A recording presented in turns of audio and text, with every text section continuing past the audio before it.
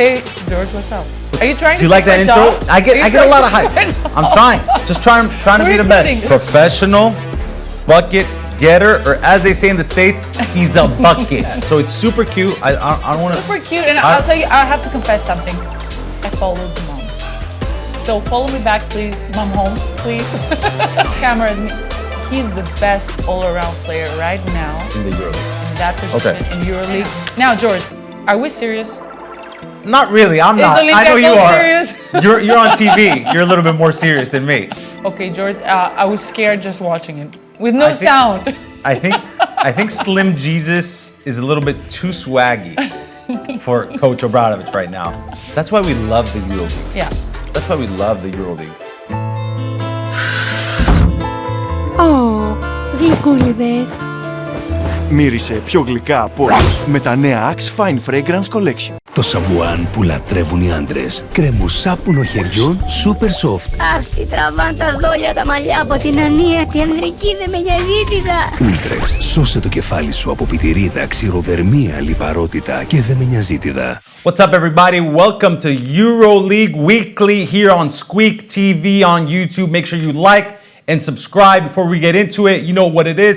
The uncle from America, George, and as always, I got with me the best in the business, Mrs. Dora Panteli. Hey, George, what's up? Are you trying Do you to like that intro? job? I get a lot of hype. I'm trying. Just trying to be the best. We're recruiting for presenters, so yeah, we'll keep you in mind. You're doing a great job. Just trying to be like you. You know what it is. You know, that was a long week. 4 days full of games, amazing results, amazing performances, and you know, I'm not tired.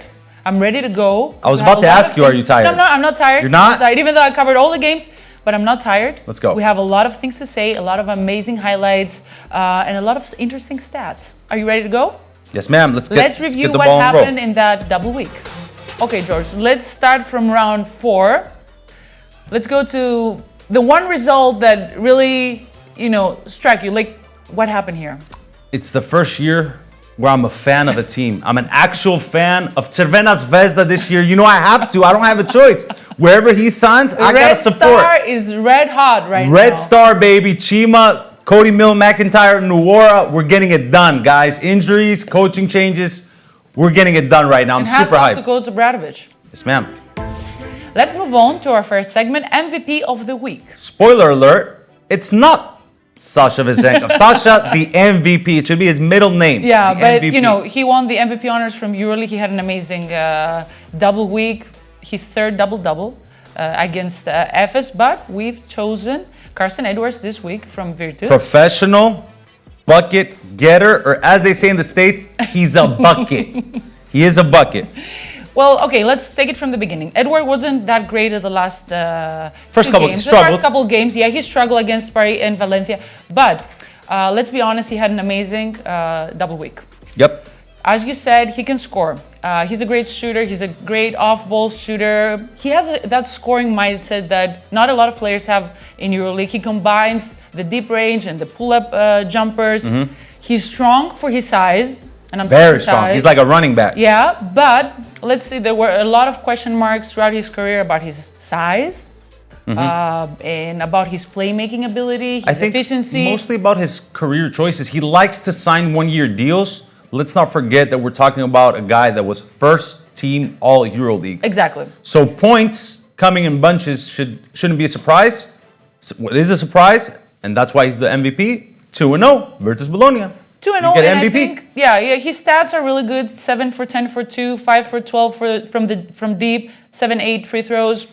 Not bad. Not bad at all. And he's averaging almost 30 points per game this double week. So it's not bad, right? Scoring doesn't surprise me with Carson. It's what he does. Yeah, I like the efficiency because it was what he was missing. And I want to see more of his playmaking ability and his, his selection throughout the offense. I think he has a lot of room for improvement. Room for improvement over there. You're right. I think Virtus is the right team for him. But he wants to score. Let him score. He wants 3 dimes. I want 3 dimes too. But he wants to score. And you know what impressed me a lot? And I hope we can have this picture too and that after that segment. the Italian flag on his shoes. I did not notice that, but good yeah. eye. I'm telling you, he had Good eye, an Italian Dora. flag on his shoe.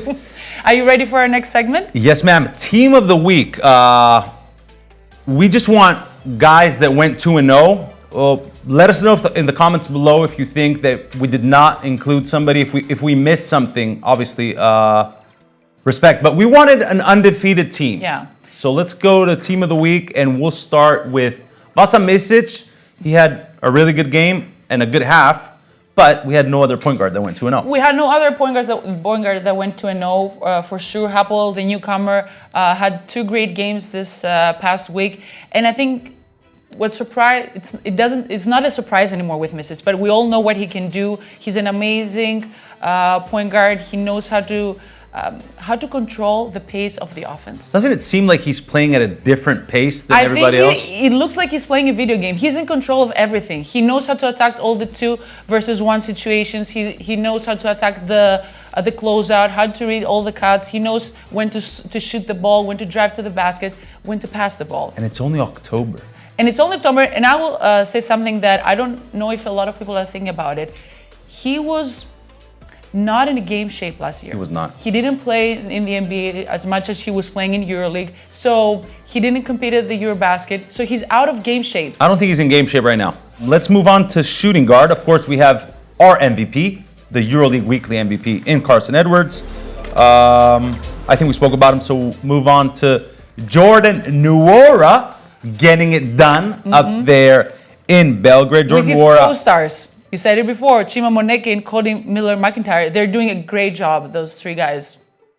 The thing is, any team that would suffer so many injuries and go through a coaching change automatically gets a pass. They're like, okay, you guys lost, pass. You beat Zalgiris, was undefeated, and then you beat Real Madrid as a 4.5-point underdog. I will take that any day of the week. And look at these numbers, George. 24 points in round 4, 18 points in round 5, and still his team is doing a lot of work on that court, but he got his own. 7 rebounds in round 4, 5 rebounds in round 5.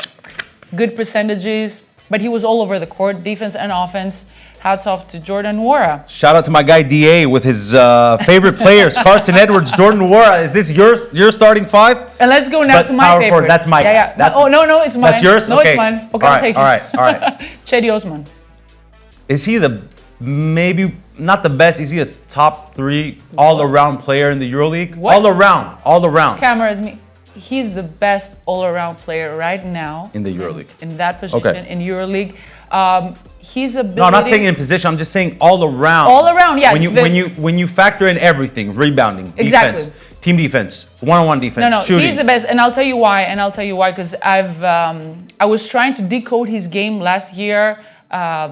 He has an amazing ability to read the game. He's very athletic. He's long. He's tall. He's strong. He knows how to put the ball on the floor, to drive to the basket. He's unstoppable if he gets the ball and drives transition. coast to coast. That coast to coast, he does it with 3-4 dribbles. Yep. And I don't know if it's anybody out there brave enough to stop him. We'll see. We'll see. We're only 5 games in. But he had an amazing game Against Efes, against Efes with 29.6 for 10 for threes, 5 rebounds, and he really stepped up in offense because Panathinaikos needed him. Nan didn't have a great night, but you expect that. Everybody's allowed an off night. Yeah. But Cedi, you got to get 30, man. 29, come on, man. You got to make it nice and round. Come on now. Moving on to the center, Dora, I got to ask you about this guy. Is there a buyout in his contract? Because I feel like a lot of teams are going to be knocking on Dubai BC's door. And we're talking about Kabengele. Yeah. 2-0. And going against some good centers. There was no cakewalk. Look at the numbers. 26 against Fener. 5 rebounds, 31 points in performance index rating. You'll never hear me say PIR. Okay. Only if I want. It matters. Only if it I. matters. Only it if says I a want lot. You know, it says a lot about your efficiency. It says a lot about what you're doing on the court. He gets rebound. He gets steals. You know what I like? Plus minus. Thanks to our producer for putting the plus minus on round 5. Plus 22. I'll Plus take 22. that. It's important. And let's not forget here that right now he's playing like he's one of the top 3 centers in this league. Right now. right now. I agree. Real Madrid guys are not getting it done. So yeah, he's definitely top 3. I'll put Nikola Milutinov at number 1 right now. Yeah, and I'll put runner-up to this week, Holmes from Panathinaikos. He's not there yet. I think there yet, but he had a great performance, and I think he needed him, and Panathinaikos needed that performance. All due respect, great performance against Asvel doesn't. Okay, we'll go with Nikola Milutinov runner-up. I need to see more. I need to see more from Rashawn. Rich needs to but he needs time, right? He needs a lot of time. I remember when Kendrick Nunn came into the league, and I was talking to him after a few games. I asked him, "Do you now understand the difference between a Greek league game and EuroLeague games?" Like, nah, it's just the same to me. I just go out there and I play. So I think it's really important, especially from athletes that come from America, to get some sort of a time period to understand the difference between a domestic league. And so I just don't want to be too tough on him. No, don't be too tough. And that was our Team of the Week, powered by Novibed. George, are you ready for the next segment? Where'd he come from? Where did this guy come from? Yeah, the out-of-nowhere player of the week is... Cole Swider. You called it on Tuesday. I said, wait, we have 3 more days of basketball. And I said, George, that will be our out-of-nowhere player. Yep. Butkevicius, he started off really hot, but then Zalgiris couldn't get it done. Dora called it from Tuesday. Where did Cole Swider come from? Isn't he a shooter? He is a shooter, and actually... Why is he open? George, I asked him. After the game, I was like, we didn't expect a performance like that from you. Nobody was expecting that. And he was like, I know. But I'm a shooter, and that's what I'm doing. So he's a shooter. He's an amazing shooter, actually. I'm going to talk about it in a little bit. He had 0 points against Maccabi in less than 2 minutes. He didn't play against Hapoel at the second game. And he had 3 points against Partizan that he played less than 5 minutes. So, yeah, he came out of nowhere because nobody was expecting him with his previous games. I love this segment. But let's be honest, because I tracked him a little bit back in time. He started from Villanova. He played there at the beginning of his college career. Then he transferred to Syracuse, and he stepped up his role. He became a really good shooter and a great rebounder. But his shooting ability, above 43% in college when it comes to three-pointers, it was what made a lot of NBA teams, interested in him. Quick question for you, and this is completely off script. Do you think that teams need a roster spot? They should, quote unquote, waste a roster spot on a pure shooter, a la J.C. Carroll, a la. He's far away from being a J.C. Carroll. No, I'm just saying. Do you in modern basketball, do you need a guy on your team that can just come off the bench in a Kyle Korver type role and just catch and shoot and that's it, or do you need players to help you in more facets? Well. In EuroLeague in 2025. In EuroLeague basketball in 2025, not in NBA, because in the NBA, yes, you need a shooter. Okay. But here, I think in EuroLeague basketball, you need more than that. You need someone that can defend. You need someone that can do other things, that can know how to pass. Bobois for Efes did that, but he was also a great defender. Don't compare apples and oranges. I'm just saying. Okay, let's. Panathinaikos tried to do it with Kyle Guy a couple years ago. They brought in Kyle Guy to be that guy off the bench. I'm just wondering, in today's game, do you need more 3-and-D guys, or do you need a guy like that? He has a great hand, as we say. He's a great shooter, but he needs a little bit more work on his defense. He's not a great athlete, but he has a mindset. He knows where to go, where to position himself to get great shots. Perfect. And ready for your favorite segment? No, you can't say that. You can't say that because my portfolio didn't do great this week, guys. But it's time for the stock watch. And we got Dubai BC 2-0. They beat Barca. And contract extension for the coach. Yes, ma'am. Dubai BC is a really interesting project. They got a lot of guys, and I kind of feel like this is the stepping stone year for them. They're going to have to keep some guys, and they'll probably lose some guys to teams with big-time wallets, but they're playing well. They're trying to figure it out. Even though they started well the first game, but after that, against Monaco and Olympiacos, everybody starts saying, the newcomers, they're not there yet. They lost to 2 Final Four teams. I don't read into that too much, but I'm not sold on them yet. I'm not ready to buy stock on Dubai BC yet, but they got something good cooking. Yeah, but that was a blowout against Fener. 24 points and an amazing performance. Then you go to Barca, you do the same. I'm not really high on Fener either right now. They're missing some guys, and you can't replace Nigel Hayes-Davis. But because we talk about Kangibele before at our starting five, I think that Dwayne Bacon and Filip Petrusev are doing a great job for Dubai. They got a lot of pieces, and I feel like if they can keep their core next year, they will be able to compete for.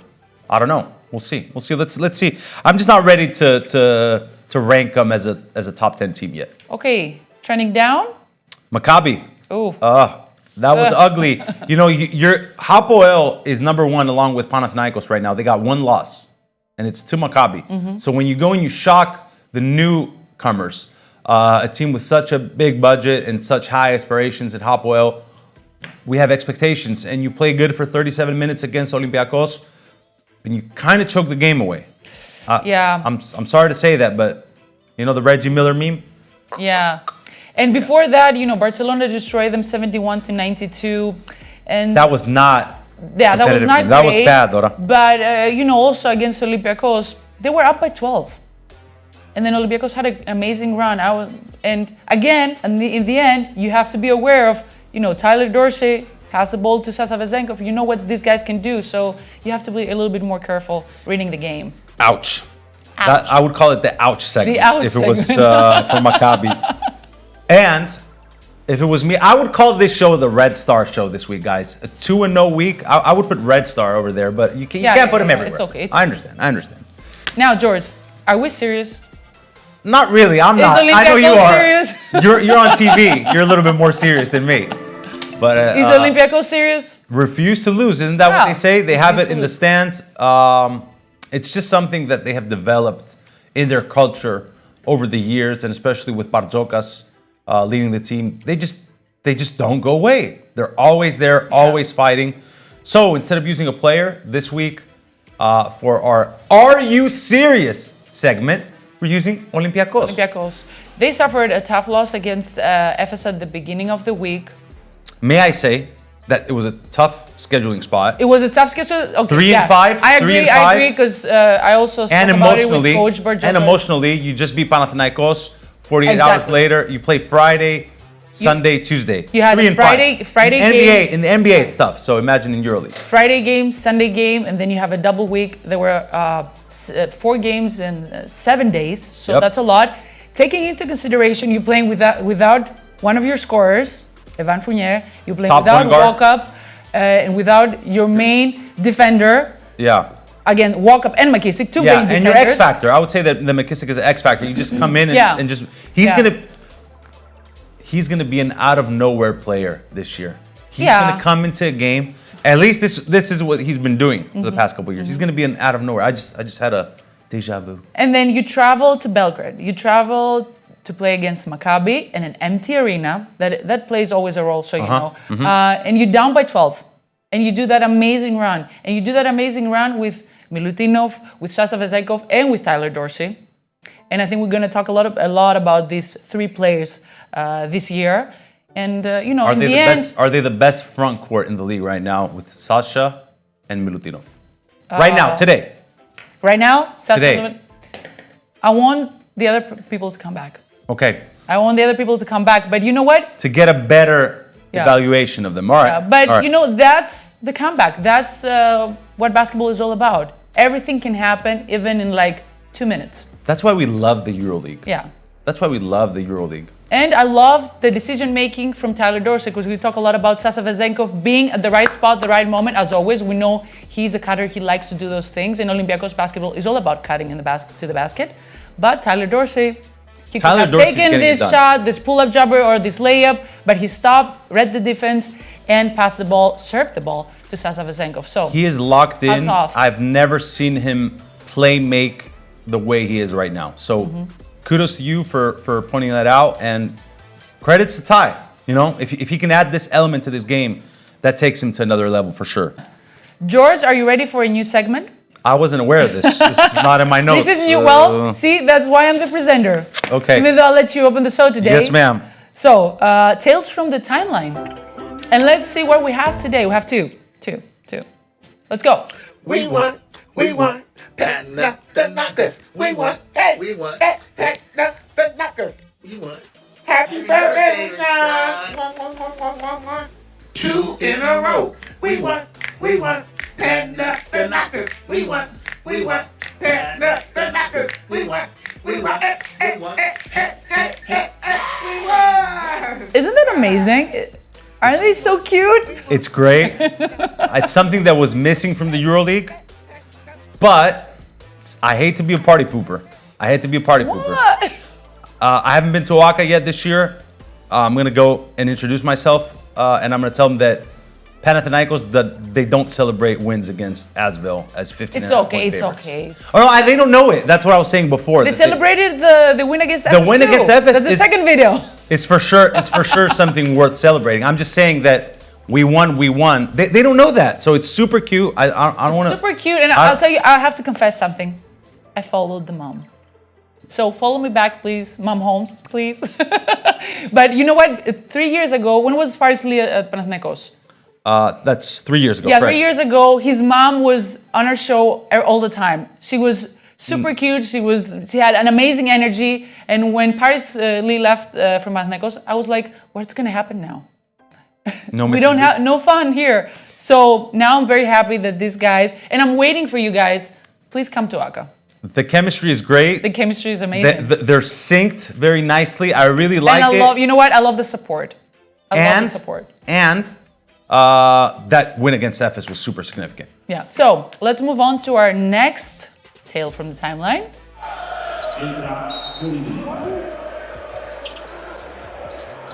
A few moments later. The bench. Both teams sitting on 4 fouls with 5:20 to go. So from here on out, it'll be free throw. Okay, George, I was scared just watching it with no sound. I think Slim Jesus is a little bit too swaggy for Coach Obradovic right now. He's 18 years old. You know, he's a great player.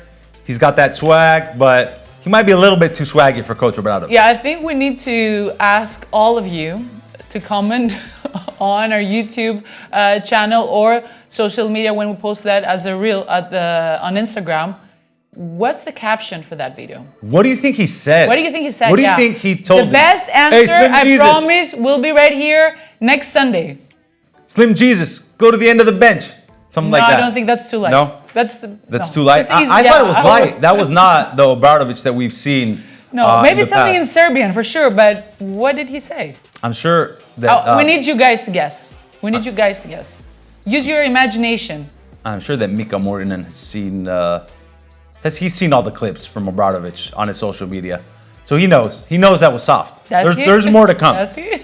There's more to come, 100%. But yeah, and Dora, what have you prepared here? Oh, here. We have one more segment that is new. The analyst. Yeah. Dora Panteli. I miss the analyst, Dora. Yeah, well, that's what we do. That's what we like about basketball. It's all about, especially European basketball, it's all about the tactics. And every week we're Tactics and style. Tactics and style. Sorry, I had to do that. So name. every week we're going to have a special clip prepared for you. And we're going to get into the mind of a coach. This week we decided to get into the mind of Igor Kokoškov. So, George, a couple things here we need to highlight because it also has to do not just with the play, but with the player's ability to read the game. And I'm talking about Shane Larkin. You see here the corner three that Cordinier will shoot, and we'll give a 1 point edge to Efes. But what's remarkable here is the decision-making of Larkin, who is a scoring guard. He likes to score. He likes to go to the basket. He has the ability to do it, but he decides, he reads the defense, he sees that he has 3 players on him, he decides to pass the ball, but Cordinier is alone in the corner because of the screen that Weiler Bab is setting here. After the DHO, doesn't he have the pass to Papagiannis? I'm not sure that Papagiannis is going to float. He's probably going to do a he's floater. driving to the left, so it's easier for him to pass. It is the right thing to do. Left. But he does have the pass to Papagiannis right here, right?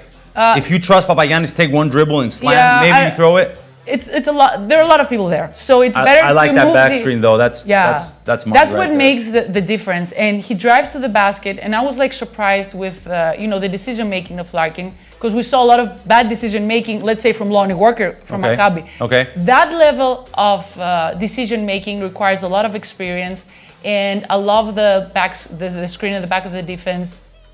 And of course, Cordinier is an amazing shooter, and he has a great season so far. So that's a great... George Papagiannis, get well soon. Get well soon, man. Get well soon, man. That was hard for all of us to watch, and you know that here in Greece, we all love you, so just stay strong and get well soon, man. You ready for our next week's preview? Yeah, I am, honestly, and I'm ready for that Turkish matchup. Okay. The battle of the baklava. Efes against Fener. Two teams that they haven't started that well, let's be honest. Honestly, they have excuses. Okay. Quick question, who's playing center for Efes? That's a good question. Me or you? You. I don't know. I don't know what's going to happen now because as the coach said after the game against Panathinaikos, we cannot play small ball. It's something that we haven't practiced. We had to play throughout the game because we lost Papagiannis, but it's something that we cannot follow. So I don't know how small ball and if they can follow it. I don't know if it can work for Efes. Efes is a really interesting team. They have locked down defenders in Courtney, PJ Dozier. He's a defensive player of the year candidate for me. And Valor Bab, of course, who won it last year. They call it EuroLeague's best defender. I call it defensive player of the year. I apologize. They have an interesting team. They got a lot of wing defenders. Yeah. I don't know about that roster, Dora. It's kind of... I agree with you. I think we're gonna see a game that it's gonna be fast tempo game, up and down, because that's what Efes wants to do in their home court. I don't know if Fener can follow that. If they go small ball, both of them, I think the key factor will be the rebounds. Because when we talk about a lot of transitions, a lot of fast breaks, a lot of up and down, the rebounds are always a factor that give you the edge to control the rhythm. So either we talk about defensive rebounding that gives you a lot of edge when it comes to having a advantage in the offense. Or are they signing a center before this episode drops or after this episode drops? We're dropping on Sunday, so we don't know. We film on Saturday. They have to sign a center last night because they don't have Poirier too. So I don't know. It's going to be a tough matchup, and both teams, they have their excuses. Efes has a new coach. They have injuries. Fener lost key players. They've changed the entire team. But it's a Turkish derby, so you never know. Who are you with? Who you got? I'm not going to make a prediction until I see who their center is. But as of right now, it's going to be tough for them to perform without a starting center, a serviceable starting center. Okay. I'm not saying go get me. George doesn't want to make any predictions. No, I'm not. Prediction last week. I'm going to give it to you that Efes will go 1-1. But I mixed the games up. I thought if you're watching EuroLeague Weekly. No, wait. I said they're going to go 1-1. I got that right, but I got both games wrong. So let's not. I'm not going to take credit when credit's not due. But I am excited about the SKWEEK fan zone. Okay, yeah. That is hashtag. We need your comments. SKWEEK fan zone. Let us know in the comments below what you like, what you don't like about how we do our show. We try to make it quick. So see you next week. Yeah, your feedback is always valuable. See you next week. We have the best fans. Yeah, George. No. See you next. See you next. I won't be here. He won't be here. Hey, have you seen the Irvin Magic Johnson meme? Yeah. I'm not gonna be here. But we have a surprise for you. So stay tuned. See you in a couple weeks. Like and subscribe, and see you all next week. See you on the court.